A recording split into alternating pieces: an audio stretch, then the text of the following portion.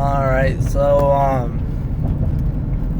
right now as I'm driving home, well, not really driving home, driving to my mom's job actually, to help her out a bit. But today is my last day of school. You know, finally done after 9 long months. Man, finally done. Finally get to go out in the field, do what I love. You know, it's exciting. Like, it's really exciting. I'm nervous, but I'm excited for what's like ahead of me. There's just so many possibilities, like where I can end up.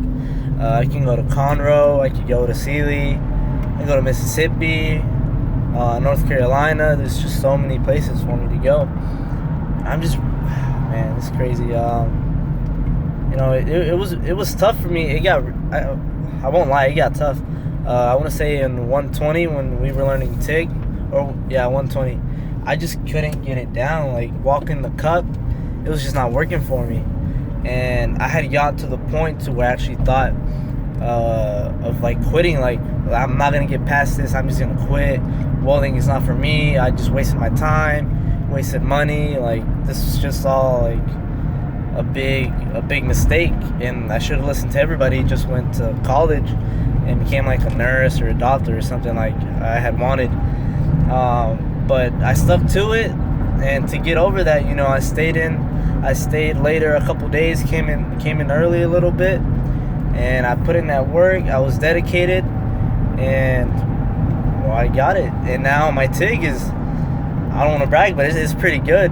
And you know, that's all it takes really, is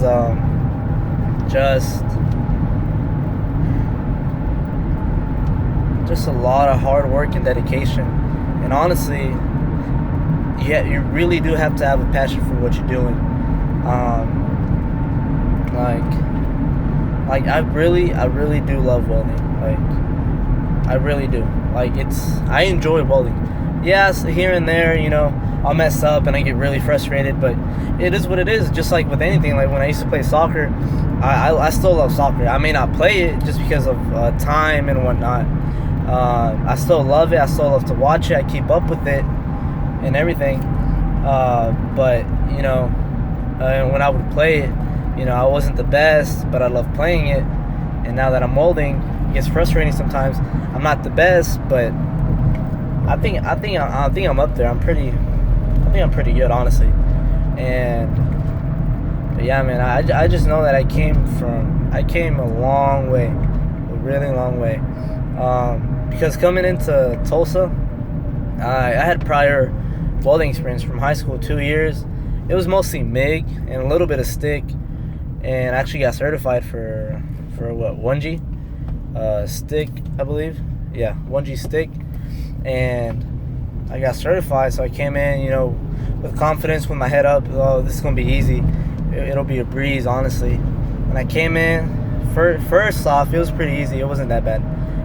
It's just, you know, running beads, laying beads, and then doing T-joints, and it was good. It was a good class. And then go up to 110. Oh man, 110, fucking overhead. That shit had me fucking, woo. That shit was bad, real bad. It took me fucking forever. Honestly, besides 120, 110 was probably the hardest class to pass, honestly, because that overhead was just killing me. I just couldn't get that root in. And once I finally got the root down, that the fill and the cap was just like drooping and looking all nasty, and just wasn't good. But you know, I kept putting in work. I didn't take a lot of breaks, you know, just like 5-minute breaks or a water break or something. And I go and come back and get back to it. So then I finally got past through that. So then we go up to 115. 115, start doing pipe. That root still wasn't coming out good for pipe. But you know, I just asked for more help, honestly, because the thing with me, I don't really like asking for help. Like, I just don't. Like, the person I am, like the kind of person I am, I just don't like asking for help. I just don't. And so, but you know, I put my ego aside and whatever like goes in my mind, put it aside, and I'm like, I need help. So I asked for help, got the help, and then it went to TIG. in 115 still, and it came out all right. I could have gotten a high grade, but I did what I could just to pass, and I still ended up pretty high in the class, honestly. And then we get to 120, and 120, like I said earlier, that was rough. It was really, really rough. Like nothing was coming out for me. But until I learned how to freehand really helped me, and I got that TIG finger. Amazing. It's like one of the best things for welding that you can fucking purchase, honestly. And but yeah, so the thing that really helped me in 120 was observing and then applying. So what I would do, I told my instructor Darren that I was having trouble with my TIG. So then he tells me to go up to his booth and to run a pipe with him. He puts it in a 2G position. He runs one side. I watch how he does it. I run the other side. And really, what he did, he mostly introduced me into. He taught me how to lay wire properly, I guess you could say. And then, oh shit, stupid ass motherfucker. And then he showed me how to backfeed. And then after that, I just kept watching everything that he would do, his hand movement, his foot placing, everything that he would do. And I would apply it to myself and try to like tweak it a bit so it would fit me, so I could work with that. And then that was one pipe, and then I would go up to him and ask him if he wanted to run some pipe, and then we'd run he would ask me if you want to do a little pipe, big pipe, and then I'll say big pipe most of the time, but we ran a couple 2 inches too. And so then we'd run it, and then I just kept getting better, and I kept progressing because I kept putting more dedication, more work, more time into it. And that's honestly all it takes for anything in life, for sure, without a doubt. That's what coming to school has really taught me. And yeah, and so then 120, passed it, and then we get to 105. 105 was a breeze, honestly.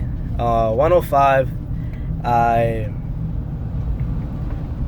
at the beginning it was a bit rough because I had done MIG already in high school, and I was expecting it. I was expecting to pick up MIG like nothing, like nothing had ever happened. Like if it was just like, because MIG is easy, anybody can do MIG. Well, not anybody, but because I seen some people do some MIG that's just bad, and so yeah, I was having a bit of trouble with MIG. I got it down. And then flux, I had already done flux. It was easy for me. That overhead though, I had a little bit of trouble with it. I finally got it down, got over it, and so actually, I was actually one of the few people that finished early. I finished like in 2 weeks and a half, I want to say, or 3 weeks or something. No, 2 weeks and a half. And then right after that, I went straight into welding downhill.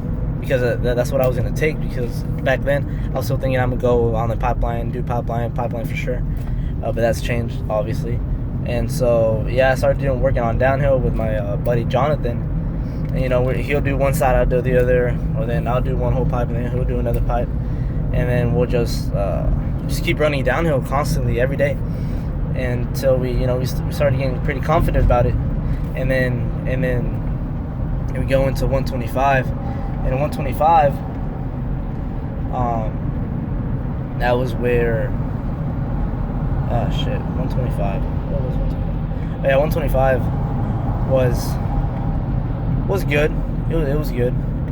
I got my downhill done pretty fast, and then all my bends were good except for my 6G stick all the way out. That was bad. I couldn't get my root in for some reason like I had before. And then I guess so 2 of my bends that I tried fucking busted on me. But it was because I didn't clean it properly, but I thought I did because I was grinding the crap out of it. And like I was grinding and wire reeling so hard, I thought I had got it, but apparently I didn't. But after all, I ended up passing it, and yeah, so just keep in mind, hard work, dedication, just really loving what you do, and you're gonna make it. You're gonna do good. Just keep your head up always.